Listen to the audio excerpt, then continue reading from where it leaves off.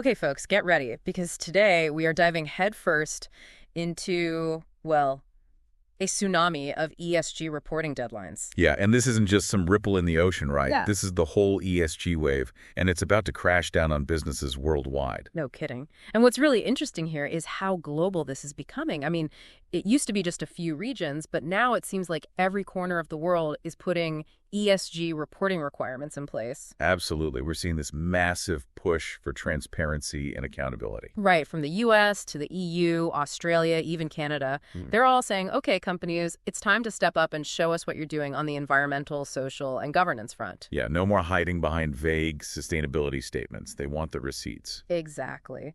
So let's start unpacking this, shall we? Where do we even begin with this global wave? Well, we can look at North America to start. I mean, Canada and California aren't wasting any time. They're both really focusing on ethical labor practices. Yeah, they're really drawing a line in the sand there. It's about making sure there's no forced labor, no child labor in any part of a company's supply chain. Right. And it's not just a suggestion, it's the law. Both Canada's Bill S-211 and California's Transparency in Supply Chains Act are mandating companies to report annually on this stuff. It's a big deal. And you know what? I think it sets an important precedent for other regions, because they're sending a very clear message. Ethical sourcing, it's non-negotiable. Absolutely. And speaking of sending a message, the EU is on a roll, let me tell you. Oh, yeah. The EU is not messing around. They've got a whole slew of ESG regulations coming into play. It's like they're saying, hold my beer, and then just unleashing a whole arsenal of new rules. It's true. I mean, where do we even start with the EU? Well, let's talk about their taxonomy regulation for a second, because that's a big one. Yeah. It's basically this giant rule book, right? And it's designed to clearly define what activities can be considered sustainable. Okay, so it's like setting a standard, like a universal language for what counts as truly sustainable. Exactly. No more greenwashing, right? The deadlines for this are coming up fast, too. Some companies need to start complying in 2024, others in 2025.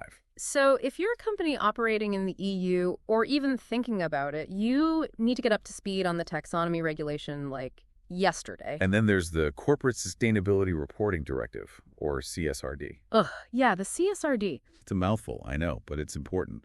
This thing is going to completely change the reporting game. Companies will have to disclose so much more information about their ESG impacts. And it's not just environmental, right? It's social and governance factors as well. Exactly. Diversity, inclusion, human rights, ethical business practices, you name it. And the deadlines are even tighter for some companies, like large public interest entities. Those guys are on the clock now. Other companies get a bit more time, but still, we're talking 2025, 2028. It's a big lift, no doubt. But the EU is really showing its commitment to sustainability with this one. No question. And to keep the momentum going, at the end of December 2024, their deforestation regulation kicks in. Oh, yeah, that's a significant one, especially for companies dealing with things like palm oil, soy, even beef, products linked to deforestation. Right. They're going to need to trace their supply chains like never before, prove they're not contributing to this massive environmental problem. Talk about transparency, huh? Oh, but it doesn't stop there. The EU's Corporate Sustainability Due Diligence Directive, the CSDDD, this one really takes things up a notch. We're going beyond just reporting now. This is about taking action. Yes. Companies can't just say what they're doing anymore. They have to actively identify and mitigate any human rights and environmental risks, not just in their operations, but throughout their entire value chain. Wow, the EU is really setting the bar high. They are, and this applies to companies of a certain size and revenue starting from 2027. So, if you're a large company, get ready. And speaking of addressing these risks in the supply chain, I think it's worth mentioning Australia's Modern Slavery Act, too. Right, Australia's taking this seriously, too. Companies need to report annually on what they're doing to address modern slavery. And get this, the deadlines for reporting actually vary depending on the company's financial year structure. Really?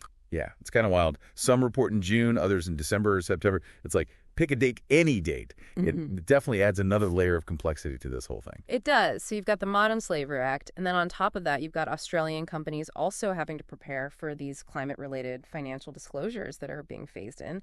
They've got reports due as early as January 2026. See, this is what I mean about a global push for more responsible business practices. Australia is doing its part. The UK has its Modern Slavery Act. Germany has its Act on Corporate Due Diligence Obligations. Switzerland wants to make sure companies are transparent about where they source their minerals. It's a lot to keep track of, and I feel like we'd be remiss if we didn't mention Norway, too. Oh, yeah. Norway's doing some really interesting things. Their Transparency Act is pretty unique. Yeah, they're not just focused on the supply chain, are they? Right. They're casting a wider net.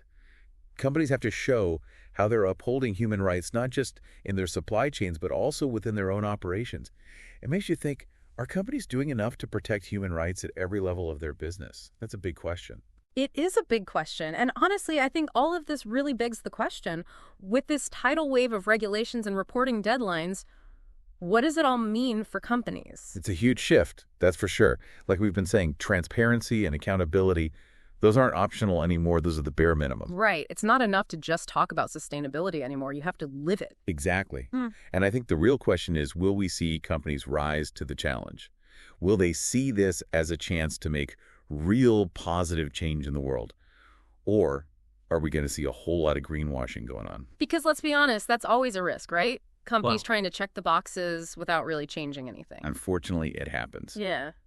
But I'm hopeful that this push for ESG will lead to real change. It has to. It does. I mean, this isn't just about meeting some arbitrary deadlines. It's about creating a more sustainable and equitable future for everyone. Couldn't have said it better myself. This is about the big picture, and it's time for companies to step up. And there's no time to waste. Those deadlines are fast approaching.